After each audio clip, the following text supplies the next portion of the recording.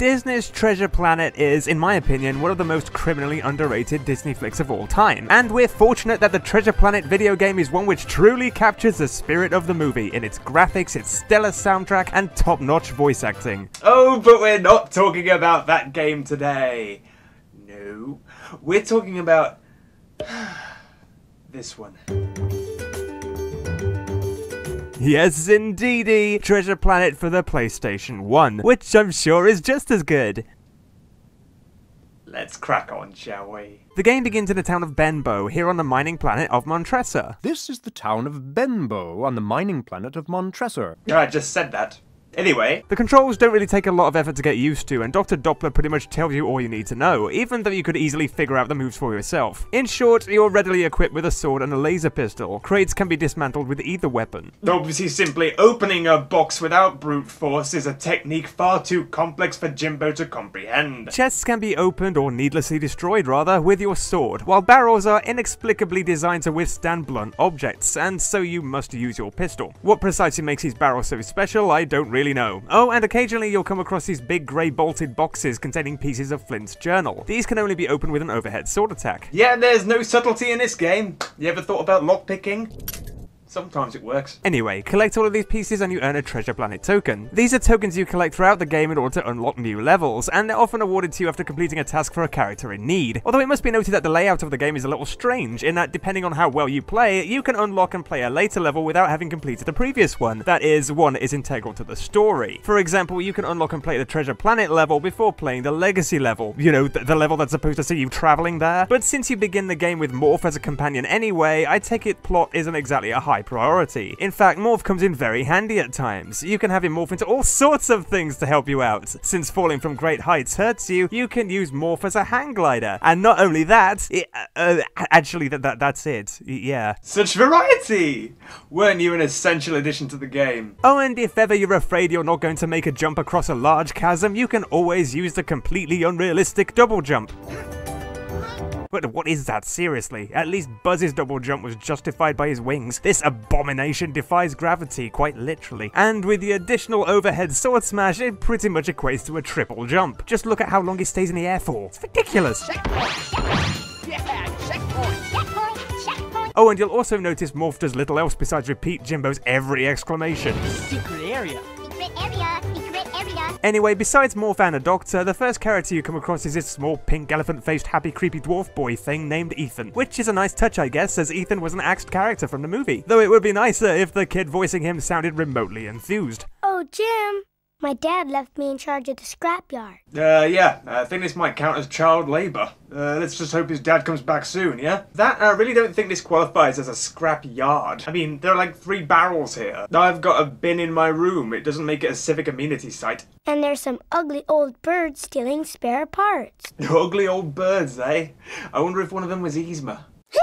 Oh wait, they're actually birds? This just raises further questions! What would birds want with scrap iron? Why are they hiding in bushes and behind barrels? Why are there spare parts in the bushes in the first place? Why am I doing this? Oh, thank God, a giant bird. Piss off, Ethan. Piss off. What? Why are you still here? Why am I helping you? Your eyes aren't even focused, you stupid pink thing. Anyway, let's talk about collectibles. Firstly, there's your standard coins, referred to as drubloons, which you can use to pay for some stuff occasionally, although these transactions or fees don't crop up a fat lot. It's really just to keep the player busy, you know, like in every other Disney game. Red gems are worth 5 drubloons, while yellow credit crystals are used to unlock a Treasure Planet token in each level. Collect 4 of these crystals and you can purchase one, as this, a robotic sounding glass box informs you. In exchange for a piece of treasure from the hoard of the notorious Captain Flint. There are also clapperboards dotted about, which are used to unlock special stuff in the gallery, including movie clips and concept art. You can even see a side-by-side comparison of the original drawings and their 3D renderings.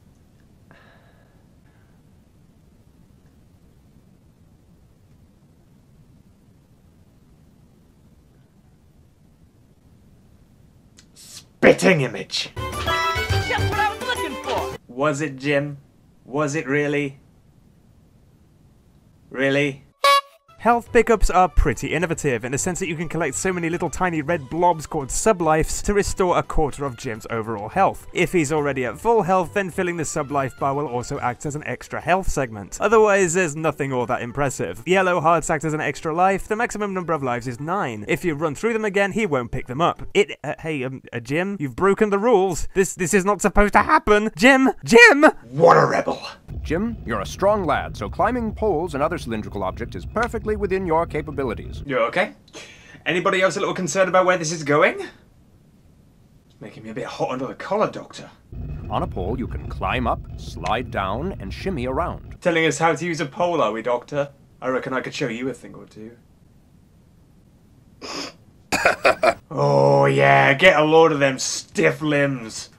Whoa. Anyway, before too long, you locate this pink man with what I think is supposed to be a thick Russian accent for some reason, who tells you that you need to pay to enter the mines. Hello there, boyo. You look like you could use a lift. Oh, you pink elephant space Russians and your sophisticated humor.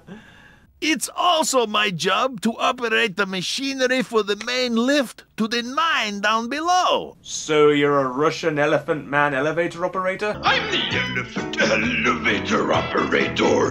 Would you like to use it? You know, the lift. Did this conversation really need to be so lengthy? He talks like you've never seen a lift before. I operate this thing called a lift. And what it does... Yeah, sure, I'll use the lift. Yeah, you tell him, Jimbo.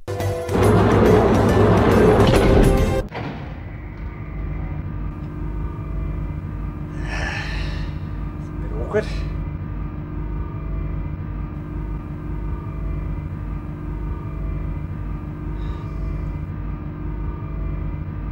Haven't your people heard of elevator music yet? No? Take that as a no.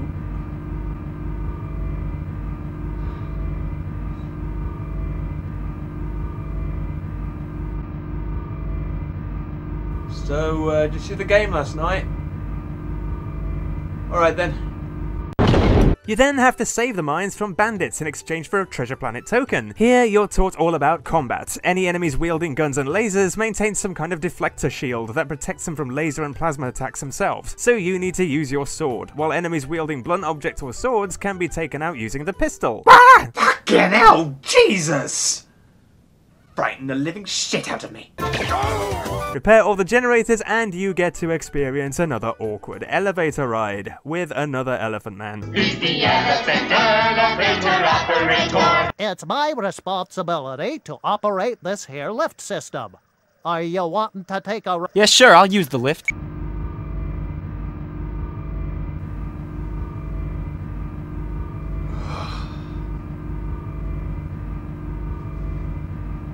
You then rejoin Doppler at the level's end, although there's no ship or anything here, so I'm assuming he's ordered a taxi. Let's hope so. So, Jim, have we finished our adventures in the sunny town of Benbow? Sunny? What planet you on, mate? Any bleaker and it'll look like silent fucking hell. The next level sees Jim board his solar surfer. You ever wanted to fly just like Jim Hawkins in the movie? Well, you can't. No, instead this is more like a driving game. It kind of reminds me of the Ratchet and Clank hoverboard races, only not nearly so elaborate. No tricks here, just plain old acceleration. What fun. In all honesty, it controls well, even if it takes a while to get used to. It's jolly well fast, I'll tell you that. The better your time, the more Treasure Planet tokens you unlock. Fun! We then move on to the Spaceport, which sees you navigate the docks looking for treasure before locating and boarding the Legacy. The level is littered with enemies, although it's never explained who they are, although many of them appear to be pirates. But wait, why are the pirates attacking me? I'm not even on the ship yet. They're about as good at keeping their mutiny a secret as Dr. Finkelstein is at keeping secret levels secret. That is not good at all. As for the other enemies, answers on a postcard. Absolutely no idea who this Zoidbergy looking guy is here, and his death noise sounds weirdly bored. Was my kill not satisfying enough for you? Eventually find this guy, who kinda looks like George Washington crossbred with some kind of toad. If I leave here, then the space rats will eat all of my fruit. Yeah, not being funny, but you may as well feed those space rats, considering they're probably only custom. I mean, yeah, there are other stalls, but there's nobody around here who's not a gun-wielding assassin assassin. That's not you, me, or the space rats. Unless one of these space pirates wants to buy something. Space pirates? You know, pirates, but in space!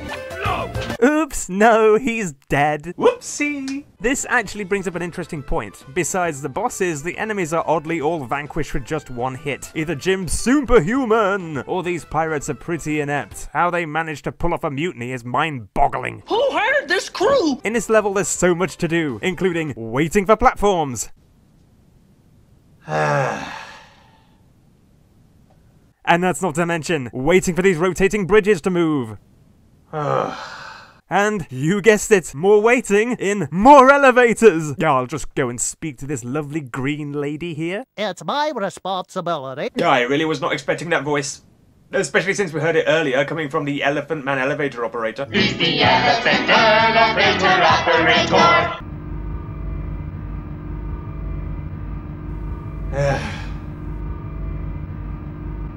Shortly after that thrilling ride, this Bristolian alien asks you for help in unloading his shipment of fruit for market in what is quite possibly the most inefficient way possible. 3 identical-looking faceless drones throw the fruits your way, and it's your job, for some reason, to catch them in the barrel, avoiding the rotten green ones. How about we just don't throw the green ones? Yeah, you might want to try that. Thank you, lad. A little further on, and we make it to the dock. And who should be there to greet us but Prince Charles? Don't hang around too much, you'll make us look suspicious. In all his greenness. Then we finally get to the first boss, and who better to take the place of the first boss than Scroop, who of course represents... Wait for it. A giant spider. Giant spider! This level sees our 8-legged spider psycho truly show off what he can do, which, as it turns out, isn't a lot.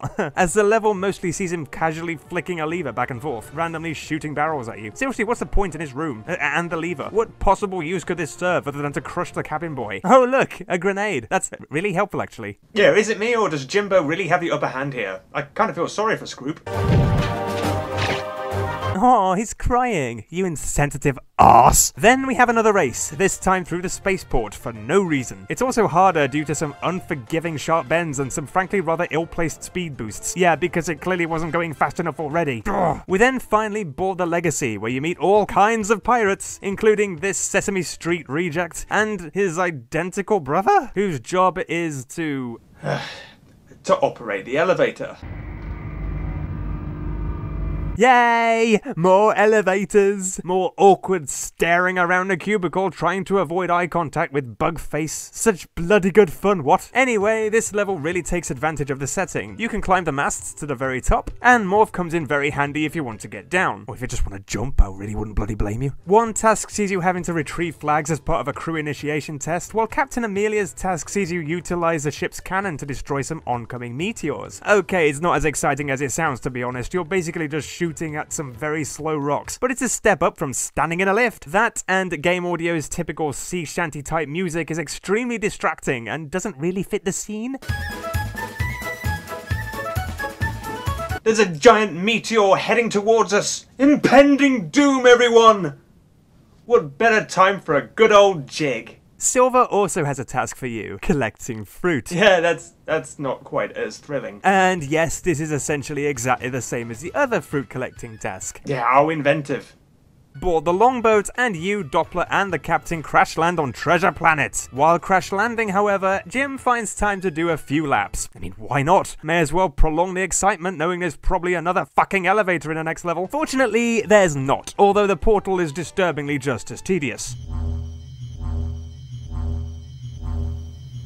A wounded Captain Amelia needs your assistance in taking out these pirates, whose retreat animations are hilariously pathetic. It's a really interesting choice. Come back and fight me, you crawling cowards!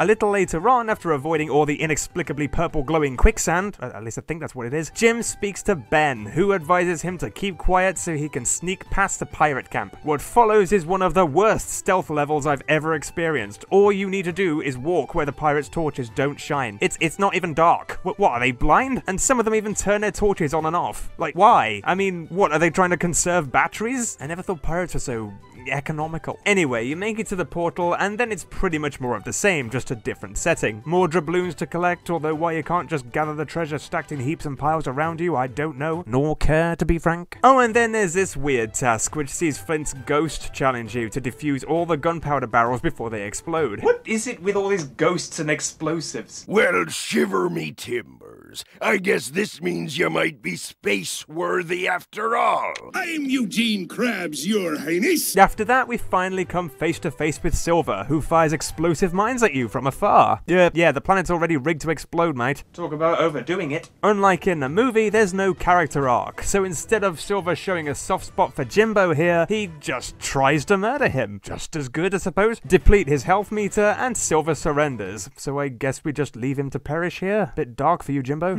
How about we make our escape from this exploding planet instead of pointlessly standing here cheering? Priorities, friend. Priorities. The final level sees Jim make his way to the portal in one last Solar Surfer race. As usual, he decides he's got time for a few extra laps first. Always a good idea when scalding instant death is imminent. Okay, on the whole, the game is okay, but a bit weak. The Solar Surfer and race levels are fun, but few and far between, and it's pretty much impossible to obtain all the treasure in the gold time. As for the rest, it's a bit basic, and the graphics are very blocky. Together with the annoyingly upbeat soundtrack, it really doesn't feel like Treasure Planet. It genuinely feels more like the Muppets. The double jump is odd, the attacks are dull and frustratingly limited, and the enemies aren't all that formidable. And Morph can morph into so little it hardly justifies his name. Morph. In case you'd forgotten. The minigames are pretty boring, even the ones that should be more interesting in context, and the flawed layout means the story is practically non-existent. So yeah, in all, it's alright, but as far as movie tie-ins go, you could easily find something better. Something better. He's the elephant operator.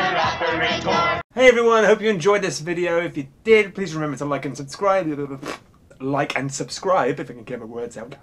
I'll be back very soon with something else. Bye-bye for now. Jim, can we leave now? I really think that this planet is going to explode. Jim.